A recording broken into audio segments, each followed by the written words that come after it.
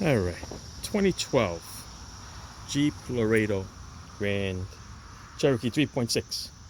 We're going to work on the AC condenser slash transmission cooler, R&R. This is the one that was leaking. Seems to be a common problem with them. The best way to take it off is to take the bumper off. So here we go. Here's the bumper. Okay, on the side of the bumper, over here, there are 3 clips, like these. Actually 2 on this side. 1, 2, then there's a 10mm bolt that comes out from over here. Same thing on both sides. And after that, just pull this molding back a little bit. And I'm going to stop pulling the bumper out and start popping it out. I'll show you what it looks like.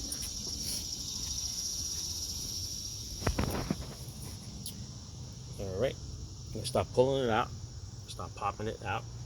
It comes out 1, 2, 3. And you wonder why they say bumpers fall off all the time, because they pretty much just clipped on. Then comes the grill. The grill is only held on by a 10mm bolt here, 10mm bolt here, and then the top is just clipped on. See that? This 1, 2, and then 3, 4. So just bend it up a little bit, pick it up, and peel it back. That's that. There's my plate. Once that is disconnected, don't forget disconnect your 2 fog lights if the car has it. Then the whole nose and the grill would look like this.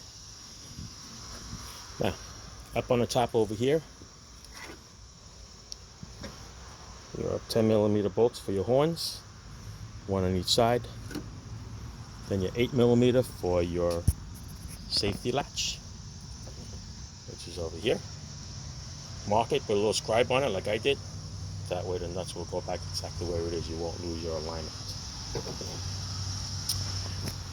After that, there's a little 8mm bolts for these brackets. I'm going to show you as soon as I bring one up. It's right here. It's a little cross bracket. Okay, there's 2 of them, 1 on each side. Take these bolts off, then loosen up the little nuts down here. You don't have to take them out. You just got to bend it down.